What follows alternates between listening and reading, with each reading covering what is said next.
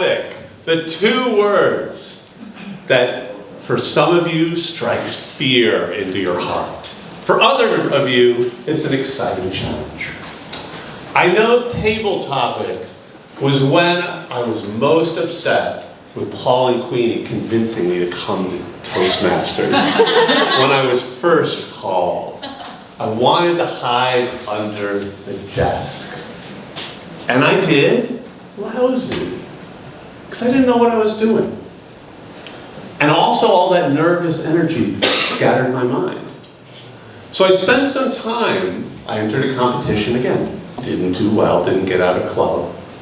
But I spent a lot of time trying to figure out how to take that nervous energy and instead of it scattering my mind, help to focus my mind.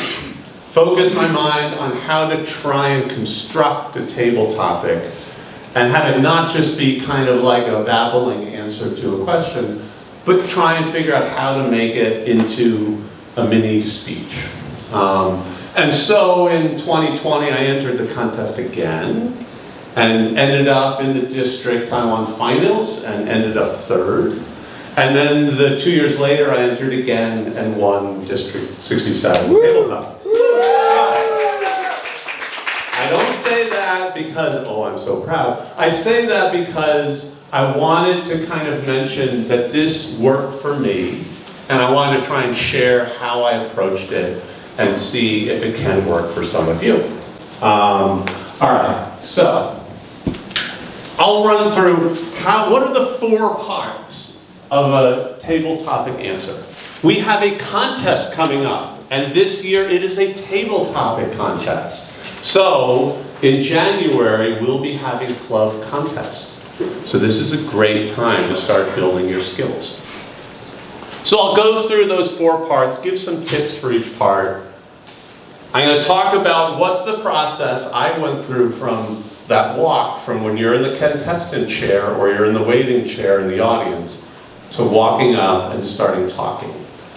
And then we're going to kind of have a few live examples. There'll be some lucky contestants who will be on the stage working with me in the workshop. You don't know who you are yet. So let's jump into it. So I will focus, this by the way is the judge's card for table topics if you're interested in the contest. 55% of it is around something like, does your tabletop have an opening and a body and a conclusion? Is it organized? Is it logical? Does it make sense? That's what we'll focus on. So if you can get what we go through tonight and be able to add some body language and some vocal variety, you are going to win. Okay, so what are the 4 parts? I'll take you through real quick. The setup, which is another word for introduction. It functions like introduction, but in a table topic, what you're really doing in this first part is you're setting up the answer you're about to give. Then you're going to be giving the actual answer. And then most of the meat of it comes in the why.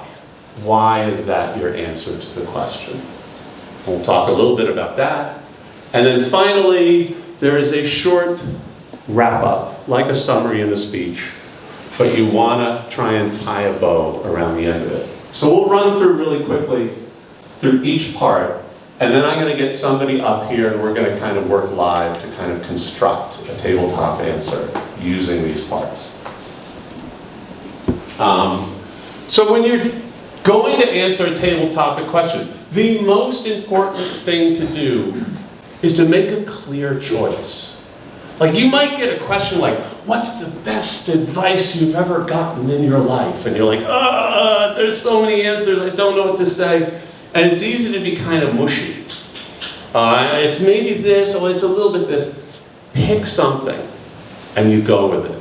Something usually jumps into your mind, and that usually is the best thing to go with. There is no right answer. Don't worry about, if I answer this, what will people think? And is this too superficial? If the thing jumps into your mind and you think about it, there is substance to dig into. There are personal stories. There are reasons you feel for it. You have something to say about it. then it's a good topic. You don't want your answer to be like shallow and clever, and then you say it and you don't know where to go for the rest of the minute. You want something you can kind of dig into. So, as you're sitting here and you hear a question, the first thing you should be doing is just, what's the answer? And it's a clear answer. So if someone were asking me, you know, what makes a better pet? Cats or dog? I'll be like, dog, 100%. The only reason there are cat people is those people never owned a dog. Like, give a real strong answer. Make a clear position. That makes it more interesting, it makes it more energetic.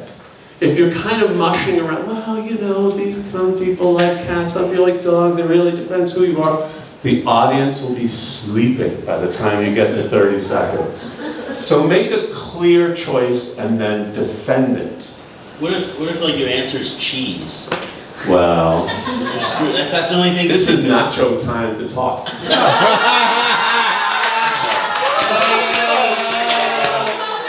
Okay. So after you get the answer, you need to come up with the meat and the substance of most of your table topic, which is why. Winning table topic questions and interesting table topic answers are ones where you can go into your life, into your history. So if somebody is talking about, you know, what's a great mentor in my life, you want to be able to talk about specific instances, to go deep. Even if it's something very kind of high level or fluffy, like which are better, cats or dogs. Okay, I'd say dogs, but I'm going to want to go into specific instances. Like, I remember growing up, and I had a German Shepherd, and I remember getting really, really sick. And this hyperactive, busy dog would sit at the end of my bed, nervously sitting there watching me, wanting to take care of me. And I remember this incredible connection with that dog. So if you have an answer and you are able to then delve into something that's deeper than where that comes from. So what emotions are related to your answer? Maybe there's a story you can tell. Maybe it isn't about you, maybe it's about someone else, but you want to be able to go deep. Be willing to go into your feelings. If it's something where you are very expert, maybe you have evidence to present. Maybe you can show a lot of facts and really prove your answer is the best one. So think of different examples. All right. Now, I went through those two first instead of the setup because those are the first two things you should think of. Most people, when you get a table topic question, you just answer the question. And so it's, okay, who's better, cats or dogs? Well, hi, I really like dogs because, you know.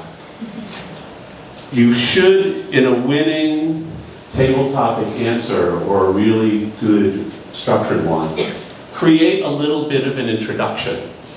So in my example, if I were answering the cats versus dogs question, I'm going to say, all right, it's dogs, clear answer, I'm not going to waffle.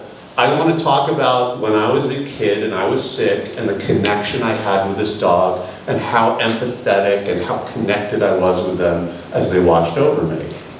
So now, I'm not going to jump into that. I want to set it up. I want to set it up with a little bit of an introduction. Now, what could that be? That could be kind of restating the question in a different way. Oh, throughout history, there have been dog people and cat people, and I wonder, which are you? Well, that's kind of restating the question. It's even better if you can set up the substance of your table topic, the substance of your why ahead of time. So in other words, your introduction could talk about, well, for me, the most important thing in life is a connection. Is a connection with people, is a connection with the world around me, and that's why I like dogs. And then you're going to get into the story of, in my childhood, etc. So you can set up what is it you're going to talk about. If you can do those 3 things, that's hard. That's kind of a district winning table topic. If you can do those 3 and weave them together. And then at the end, like in a speech, like in an evaluation, you should have kind of a summary. And in that time, you should be watching the card. And if that red card is up, wrap it up super quick. If you have more time, you might be able to add another reason and why. Or you might be able to go a little bit more of kind of summarizing almost your whole answer in your summary and kind of emphasizing some points. But you should wrap it up in a summary. And if you are able to add a call of action, it makes your table topic even more effective, just like in a speech.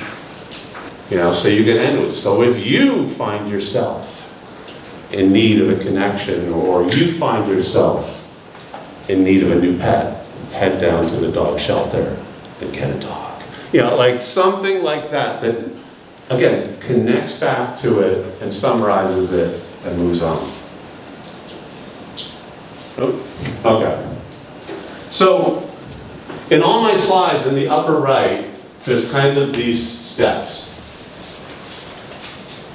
Those are the 4 parts. If you can go through those 4 in a table topic, it will be an amazing, amazing answer, and you'll be very well equipped for the contest, and very well equipped in any question. Now, that's a lot to think of. So if you're in your seat, either in the contest or before, while the table topic master is up, and you hear the question, and it's for you. Okay, you now have a period of time. First of all, listen carefully.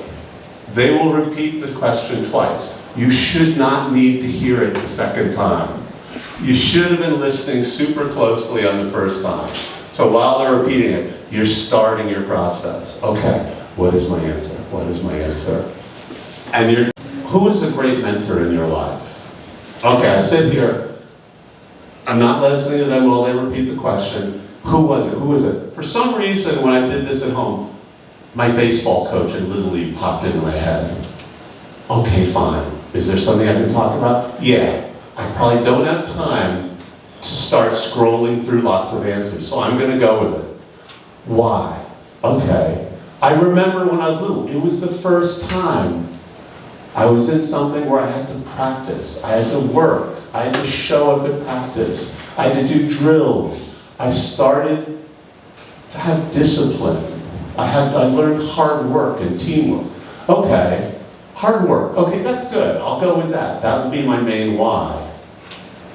And so while you're going through, this is what's happening in my head as you kind of sitting there and you're walking.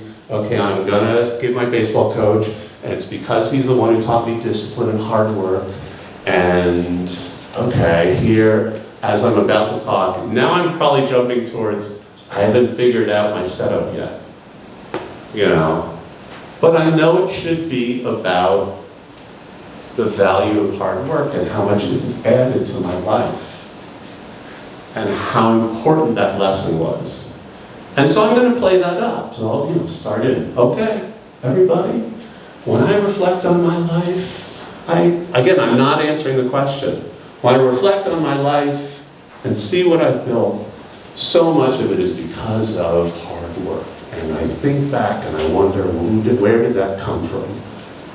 That's the setup. Now I go into the answer. Now I go into the tales of the practices and winning the championship or whatever.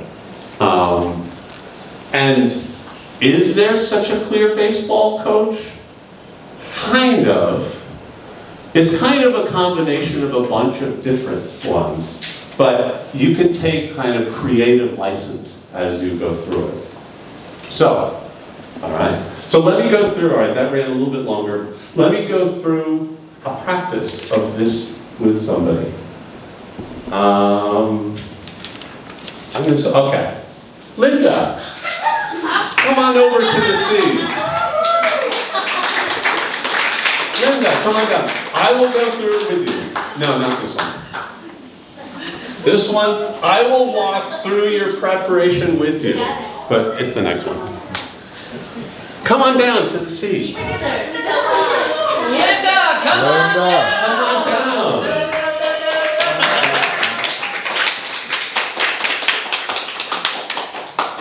Okay. Okay. I will go through the process with you. We'll talk it out. It won't be just come up here and talk. So, when you think back, growing from when you were a kid, as you grow up and get older, what's the best part of getting older? Okay. So now while you're sitting there, let's talk this. What answer pops into your mind? Any? You can take your time. Economist status. I can make money. You can make money. Yeah. Okay.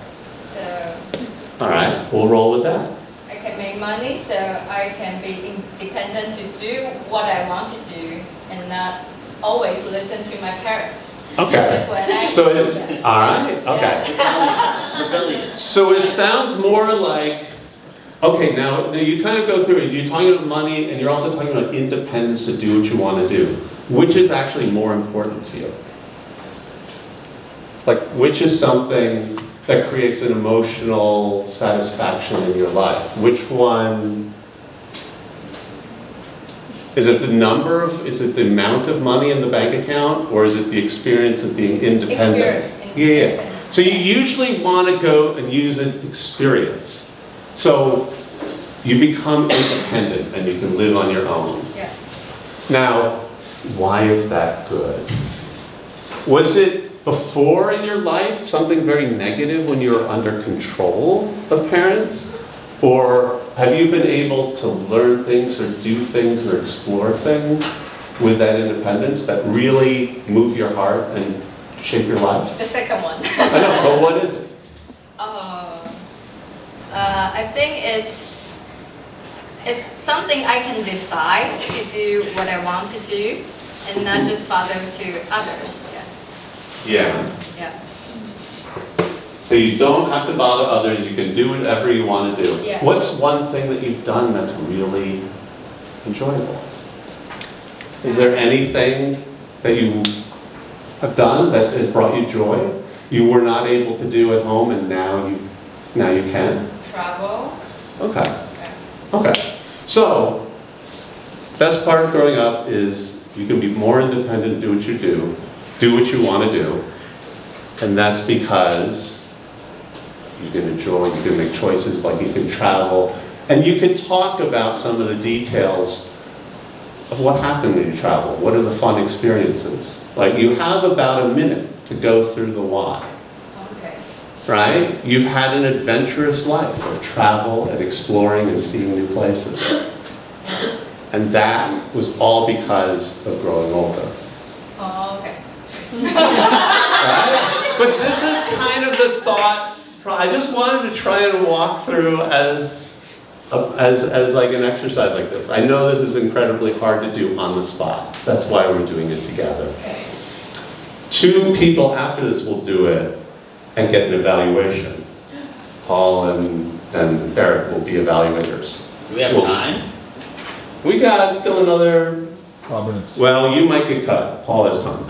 Okay, so think about what's your introduction, your setup, and then your answer, and then your why, and work through a conclusion. Okay, you're in the contest chair.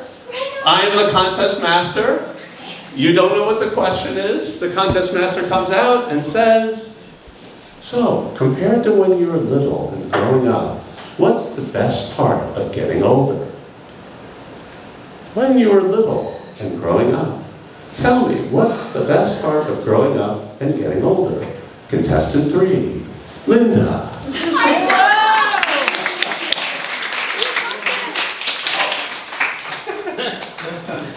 And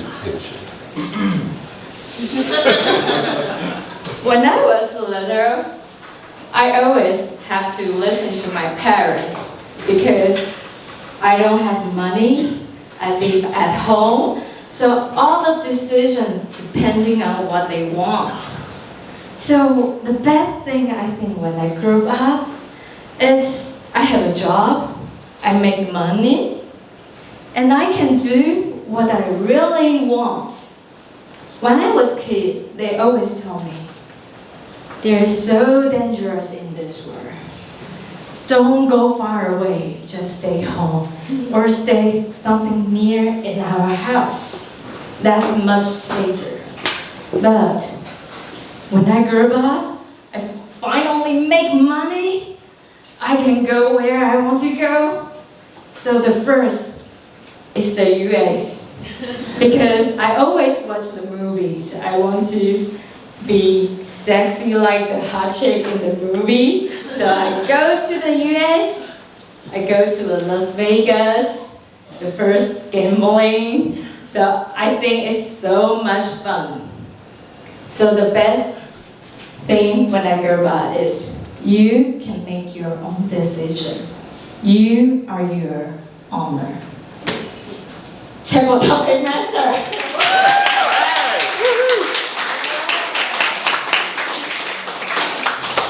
So it's a lot to cover, but if you can think through, the more of those kinds of parts you can think through, the better the answer will be. Okay, so we will have, he's taking my questions. Oh, sorry. Victoria, come on down to this chair.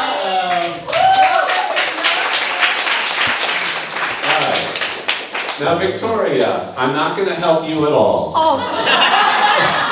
I'm sorry. I like Linda more than you. I'm sorry. No, this is to try and build the skill. So do your best to try and capture those 4 areas. You can be a little slow coming to the stage. Paul will be evaluating your tabletop. Okay. Contestant Linda. Linda? Victoria. Victoria. We spent a long time on the stage together. Okay. Victoria. If you could live one day of your life over and over again, what day would it be? If you could live one day of your life over and over again, what day would it be? Please welcome Victoria. She can walk slowly. She can stand. The timer does not start until she speaks. That's the rule. Well, the one day that I would want to live over and over again is not something that really happened in reality. It's my fantasy.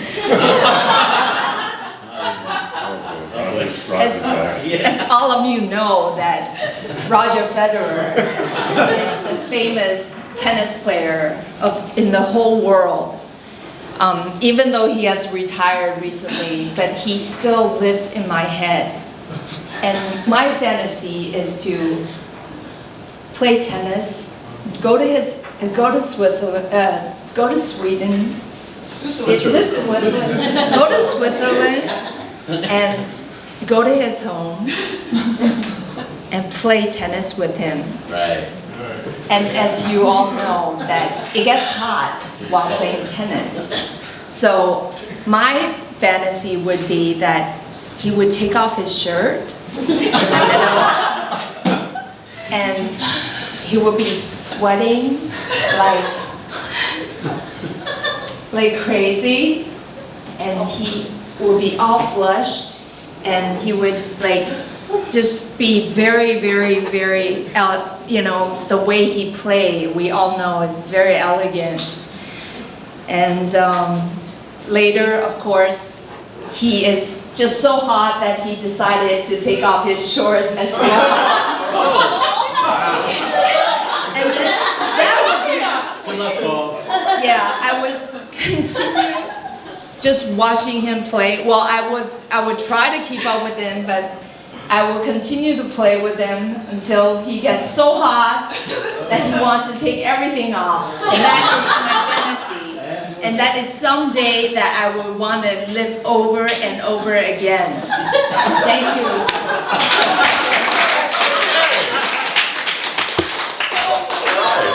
Well, and here we are in the district finals of the tabletop competition. Let's hear from our judge about what he thought of contestant Victoria. So Victoria, I want to first comment on the speech. You started well. Right? Isn't a real day. It's a day that's inside my fantasy, right? As soon as you say the word fantasy, everybody's hooked, right? Everybody's in, right? But the problem with that is that the next thing you say is, as all of you know. Now, sitting over here, how many of you know that her fantasy is for Roger Federer? How many of you? Not everybody. Not everybody. So you've excluded half the people, right? So don't say as everybody knows, because if you're on a district stage, there's probably fewer and fewer and fewer people that know your fantasy. So you've got to set it up properly. You've got to say something like, my fantasy is a day playing tennis with Roger Federer. And then, yeah, so that's not my fantasy. Just to be clear, right? And I like the way you set that up, and you say, this is a day that I'm going to repeat over and over and over again. And then you get a little bit down and dirty, like taking pants off, people sweating, etc., etc., etc. The problem with this tabletop is that it creates a lot of mental images, the wrong mental images in my mind as far as I'm concerned. Seriously, like you create a lot of visualization. I don't know if the ladies like that, but me as a guy, I don't like that, especially on Roger Federer. But what I would like to say this though is very important to remember with table topics. Have a point. Have a point, because that's what the judges are looking for. Like, even though the story is well constructed, even though everything's there, they want to say, what was the lesson? I don't know what that lesson was. Like, getting down and dirty with Roger Federer, I really don't know what the life lesson in that is, right? So, you know, you could say, you know, so translate that back in some kind of life lesson, like, you know, sometimes, relating back to what she said, right, about mental health, being self-aware. Sometimes we need to have a mental escape from reality. And so the days you want to live are the days in your fantasy, and live them over and over and over again until you're smiling and happy again. You need to have a life lesson inside that, or else people will laugh, but you won't get the points.